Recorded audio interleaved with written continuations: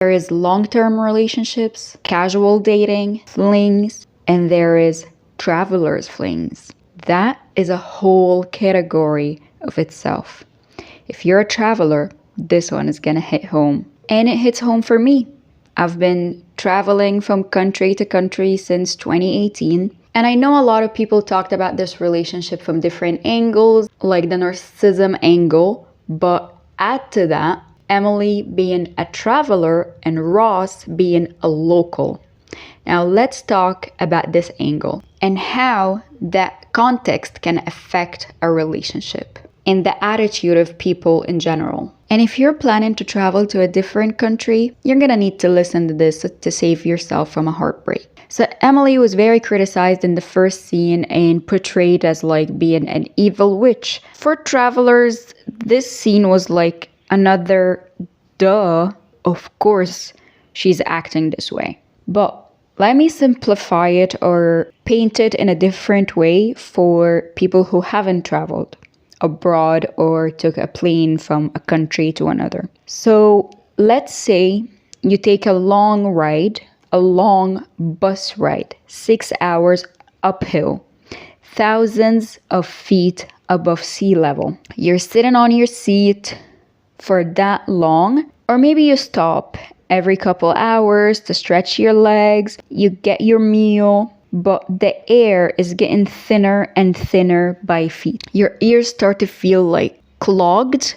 because of the pressure, because of air pressure, and the weather is shit. It's raining like crazy. But you say to yourself, it's okay, the ride is gonna end soon, and then I'm gonna go and arrive to my destination, but I know that someone is there because we planned for that someone to be there to take me and guide me and take care of me. Once I reach there, I'm gonna just like sigh and relax. So you arrive there after this long, uncomfortable ride, and you meet the person, and the first thing they say is, well, turns out I'm not free tonight. I mean, whatever reaction you're thinking is probably reasonable. Rachel was not considerate about her guest at all. And not to mention, she basically manipulated Ross into taking care of Emily. But moving on. When you have just a few days in a city or a country, usually what travelers do is that they don't rest.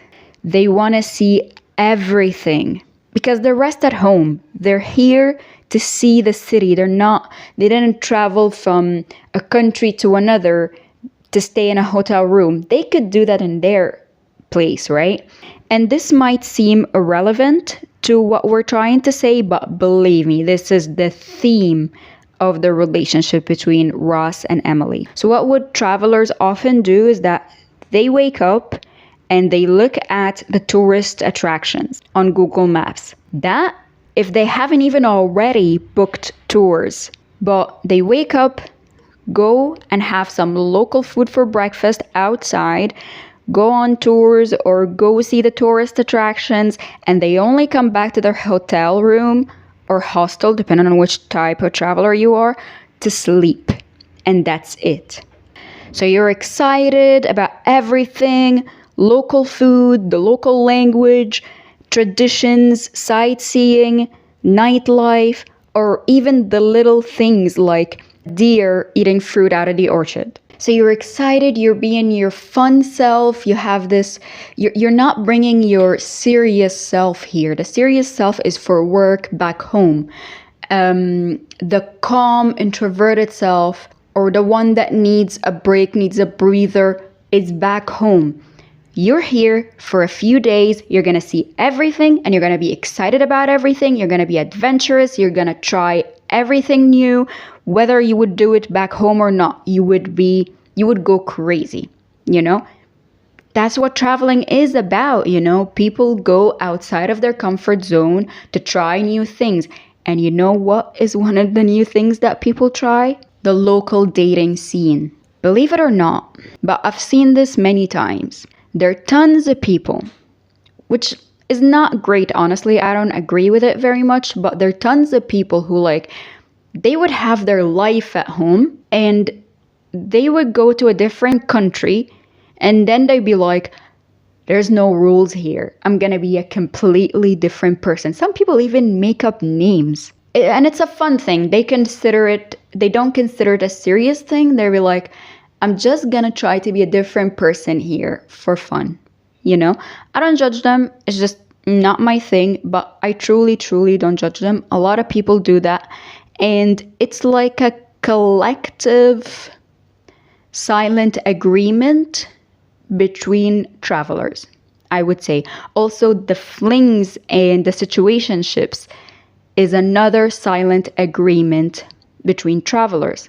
As in, when a traveler dates a traveler, especially if they've been traveling like long term for years, they kind of have this silent agreement like, we're gonna go on a few dates, we're gonna go to this waterfall or this museum or whatever, and we may have sex, we may take things to a different level, but that's it.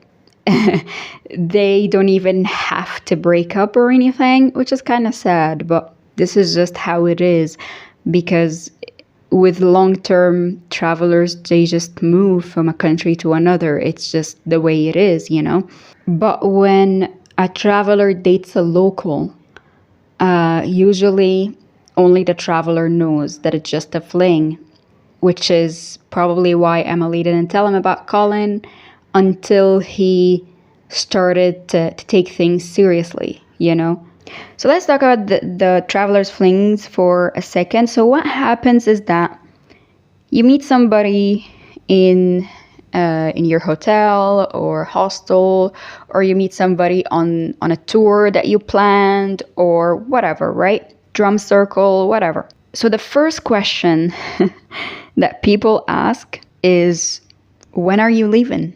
And then they start to do like math in their head. They be like, okay, I'm leaving in 4 days. They're leaving in 5.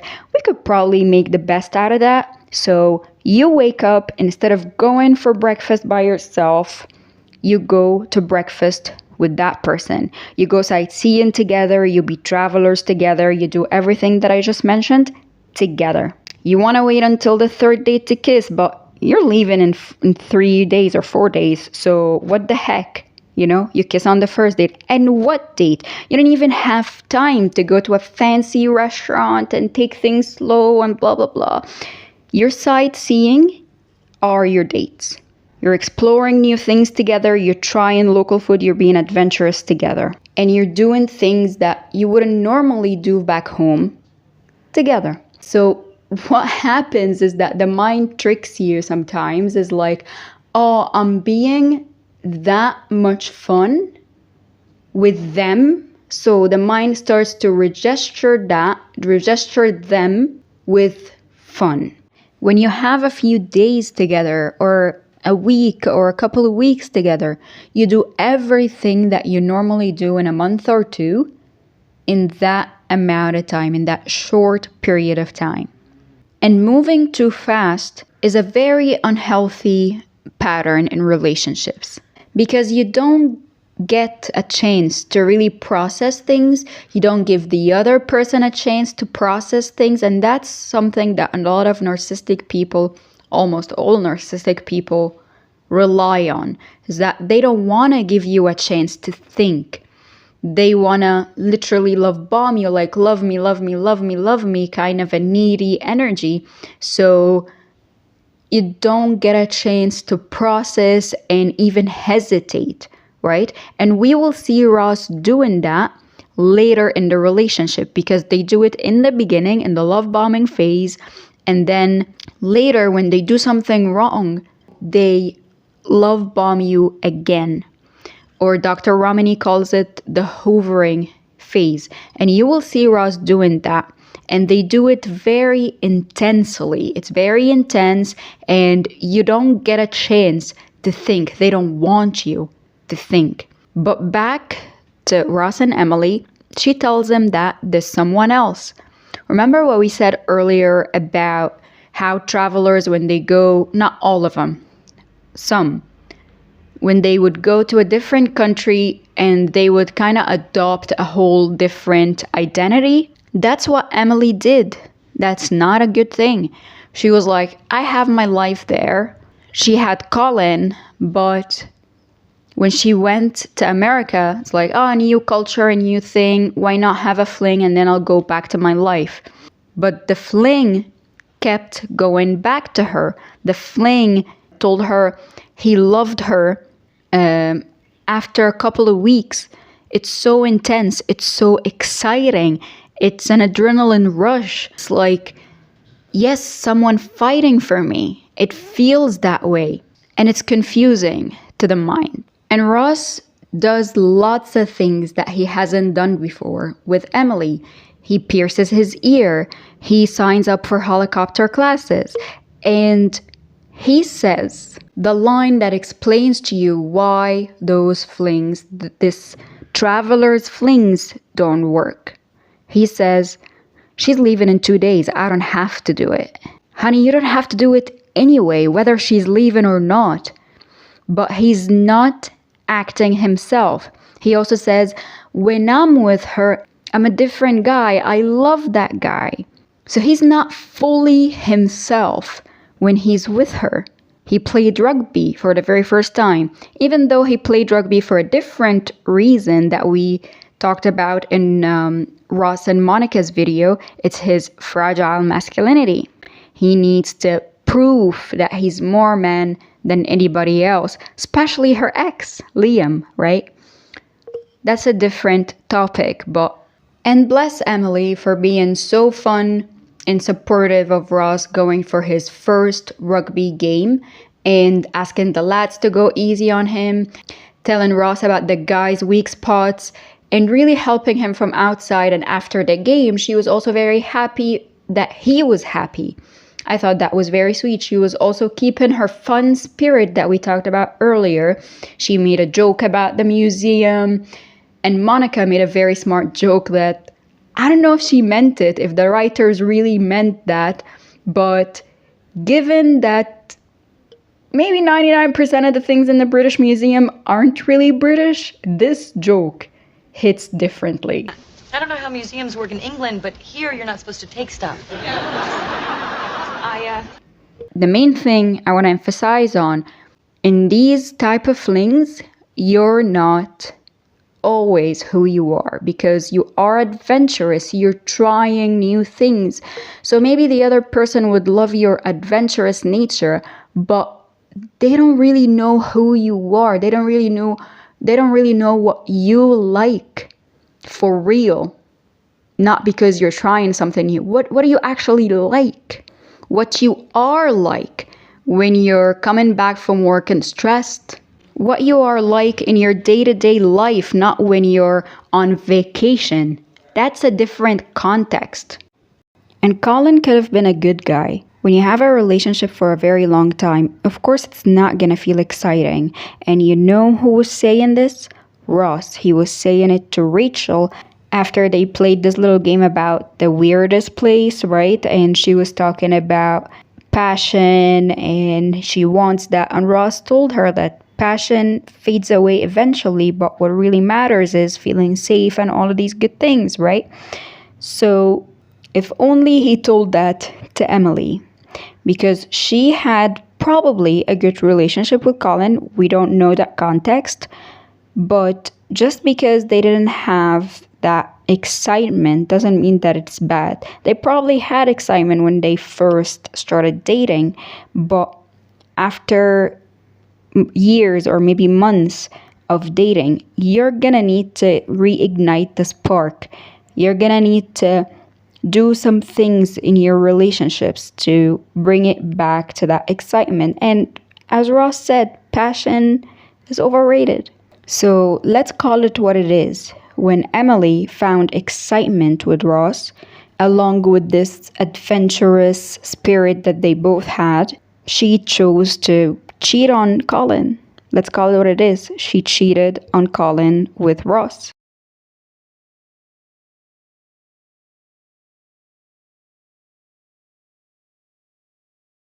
And here comes the toxic relationship language. She's incredible. There are no words to describe her. It's like a dream.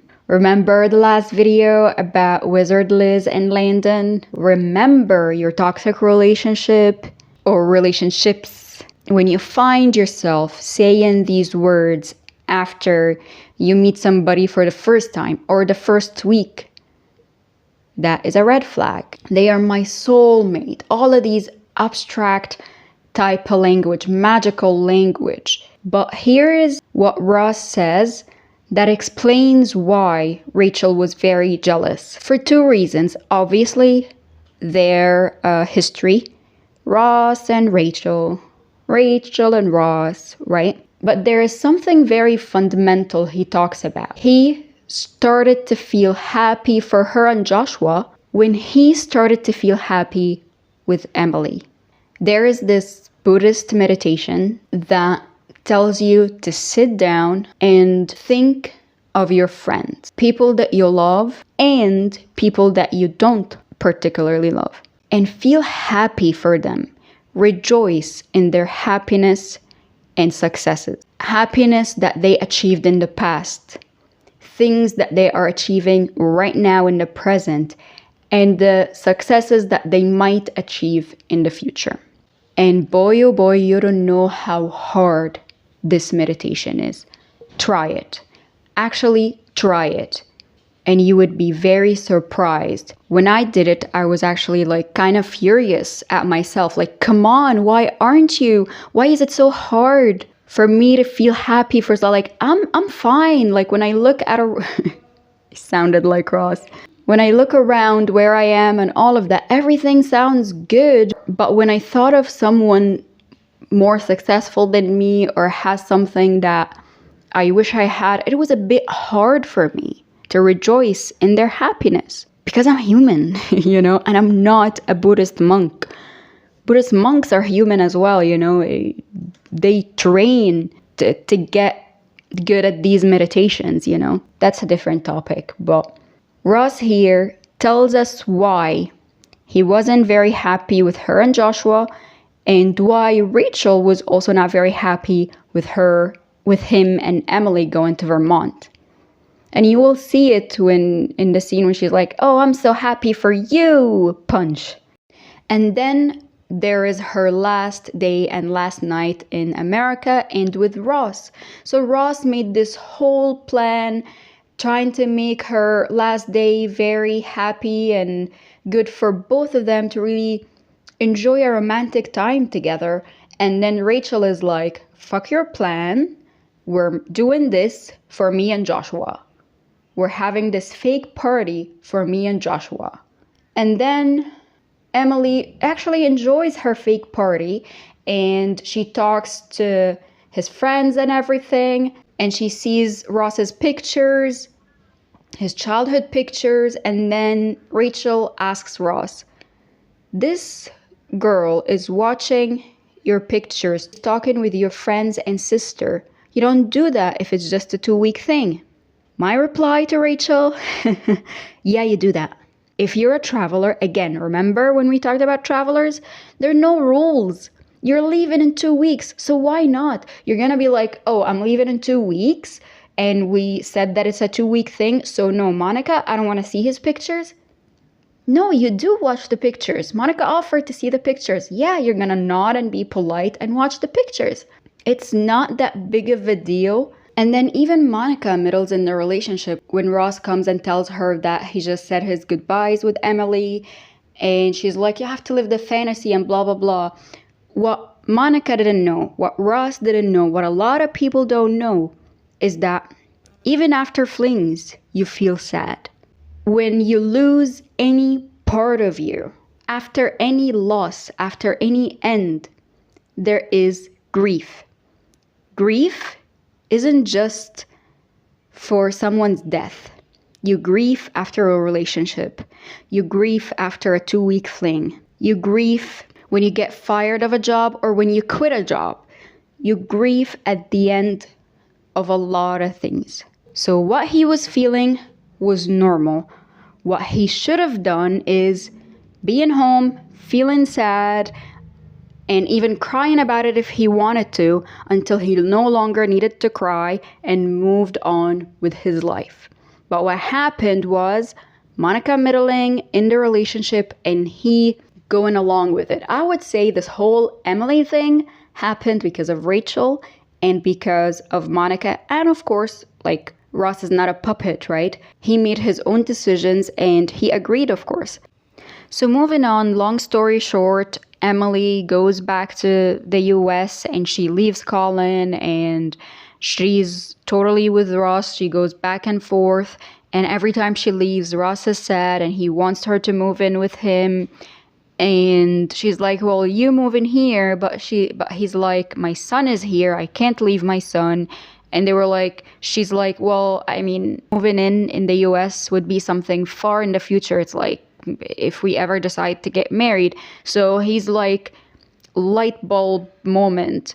And he proposes, which is ridiculous. Honey, you can't even decide which one should move where. And now you want to get married? But no judgment. Why? Because that is what happens in narcissistic relationships. You move too fast. It's very intense. And that is something very common and normal in narcissistic relationships.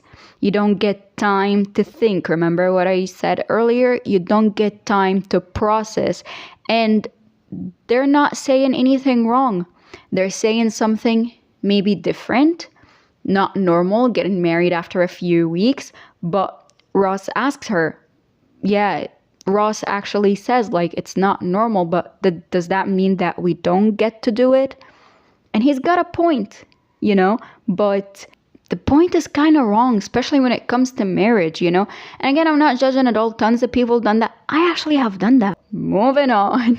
So if you have a boyfriend, a girlfriend, a spouse, or even if you don't, just imagine this. You're declaring your love, and let's say there is no one around you, just you and your partner in your private room, in your private home, just you and them, nobody else. And this is the moment that you're declaring your love, you're saying your vows, and and you're promising to be their partner forever. And they say someone else's name. At the moment that you're locking eyes, they say someone else's name. Why? Why is that person's name on your mind? Let's say you're sleeping together. You're in the middle of making love and they say someone else's name instead of screaming your name. Does that mean that they're committed to you? They're fantasizing about someone else. They have someone else on their mind. If that's not cheating, I don't know what is. Because cheating isn't just having sex with somebody else. Cheating is breaking the commitment.